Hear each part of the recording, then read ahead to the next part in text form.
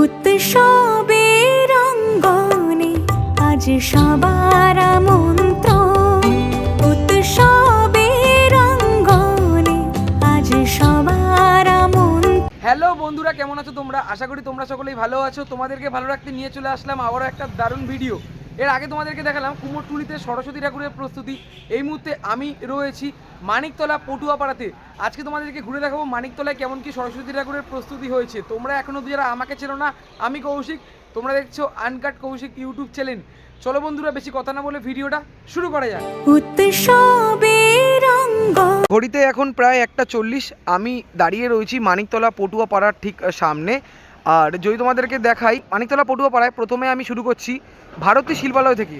স্টুডিওর বাইরে অনেক সরস্বতী ঠাকুর রাখা রয়েছে। এখানে যেমন বিষ্ণুদেব রয়েছে, তার ঠিক পিছনে সরস্বতী ঠাকুর রয়েছে। মুখমণ্ডলের কাজ হয়ে গেছে। সামনের দিকের ঠাকুরের এখনও পর্যন্ত মুখমণ্ডল লাগানো হয়নি। বিচুলির পর মাটির কাজ সবে সবে শুরু করা হয়েছে।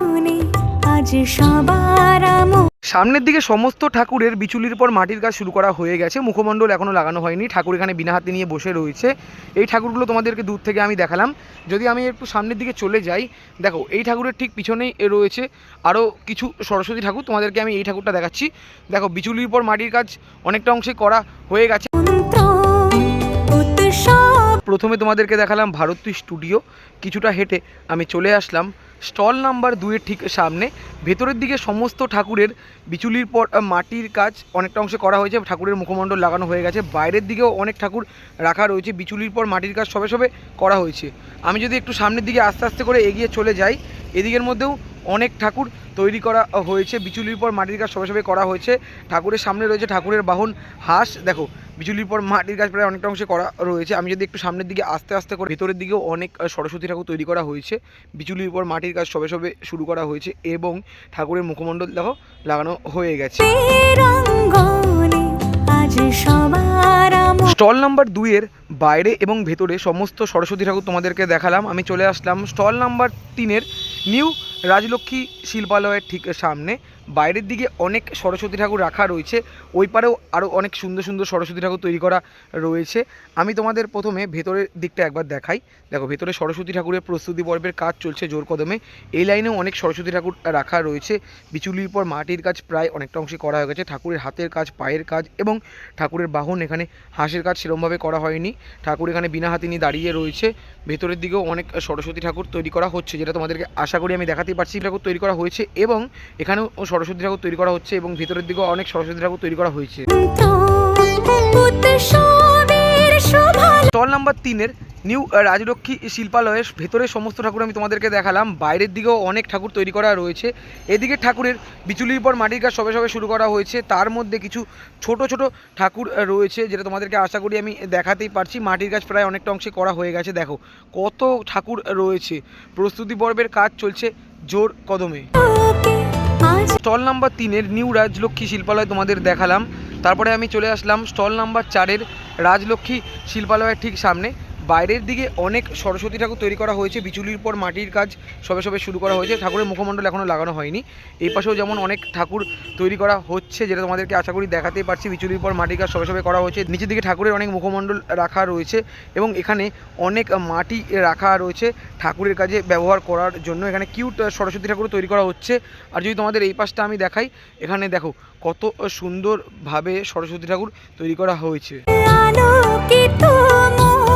দেখো এই পাশের ঠাকুরের বিচুলির পর মাটির কাজ সবে সবে শুরু করা হয়েছে। আমি চলে আসলাম কিউট সরস্বতী ঠাকুরের ঠিক সামনে। 2025-26 ভাইরাল কিউট সরস্বতী ঠাকুর। দেখো কিউট সরস্বতী ঠাকুর তোমাদেরকে দেখালাম। ঠাকুর এখানে হাঁসের ওপর বসে রয়েছে। ঠাকুরের হাতে বীণা রয়েছে। দেখে মনে হচ্ছে গিটার নিয়ে ঠাকুর এখানে বসে রয়েছে। বেশ দারুণ লাগছে দেখতে। দেখো বন্ধুরা, তোমাদেরকে দেখালাম স্টল নাম্বার 2, 3 এবং 4-এর সমস্ত সরস্বতী ঠাকুর। আমি চলে আসলাম 5 নম্বর স্টলের ঠিক সামনে।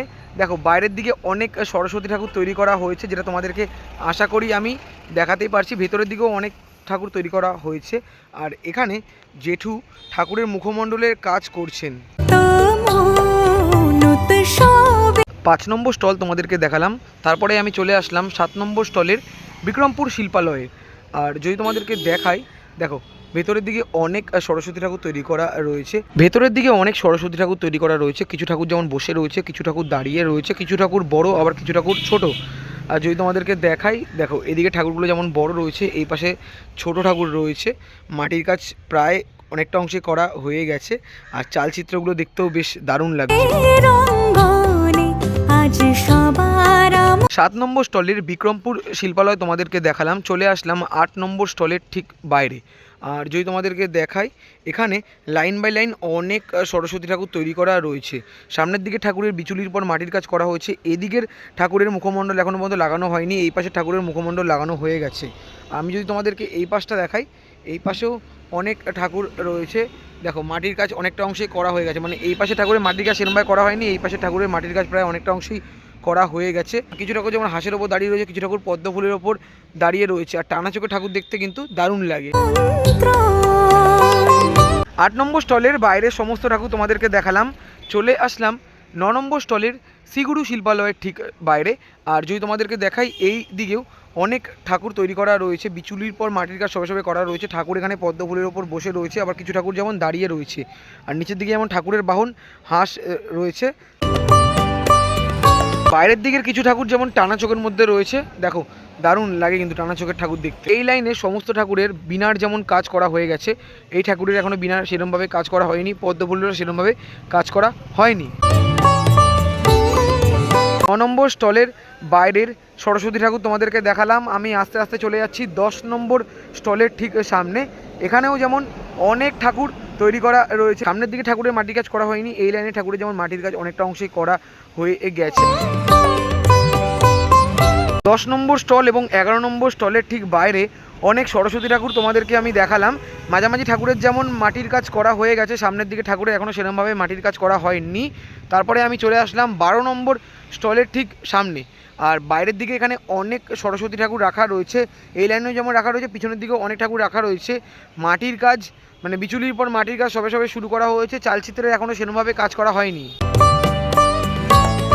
12 নম্বর স্টলের বাইরে সরস্বতী ঠাকুর তোমাদেরকে দেখালাম। আমি চলে আসলাম 13 নম্বর স্টলের ঠিক সামনে। 13 নম্বর স্টলের বাইরেও অনেক সরস্বতী ঠাকুর রাখা রয়েছে, বিচুলির পর মাটির কাজ সবে সবে করা হয়েছে। 12 নম্বর 13 নম্বর স্টল দেখানোর পর আমি আস্তে আস্তে চলে যাব 16, 17, 18, 19, 20 নম্বর স্টলের দিকে। আর এখানে সমস্ত ছোট ঠাকুর তৈরি করা হয়েছে। 16 নম্বর স্টলের বাইরে আমি দাঁড়িয়ে রয়েছি। সামনের দিকের ঠাকুরের বিচুলির পর মাটির কাজ সবে সবে করা হয়েছে, এবং ওই পাশের ঠাকুরের বিচুলির কাজ সবে সবে করা হয়েছে। এদিকেও যেমন অনেক ঠাকুর রয়েছে। 17 নম্বর স্টলের বাইরেও অনেক ঠাকুর রয়েছে, এই পাশেও যেমন ঠাকুর রয়েছে, এই পাশেও অনেক ঠাকুর রয়েছে। দেখো মাটির কাজ প্রায় অনেকটা অংশে করা হয়ে গেছে। আর এই দিকের সমস্ত ঠাকুরই কিন্তু ছোট ঠাকুর। এই তো ছিল আজকের ভিডিওটা তোমাদের কেমন লাগলো অবশ্যই তোমরা কমেন্ট করে জানিও। ভালো লাগলে অবশ্যই লাইক, কমেন্ট, শেয়ার এবং সাবস্ক্রাইব করে আমার পাশে দেখো। দেখা হচ্ছে এরকমই কোনো ভালো ভিডিওর সাথে। ততক্ষণ যেন টাটা।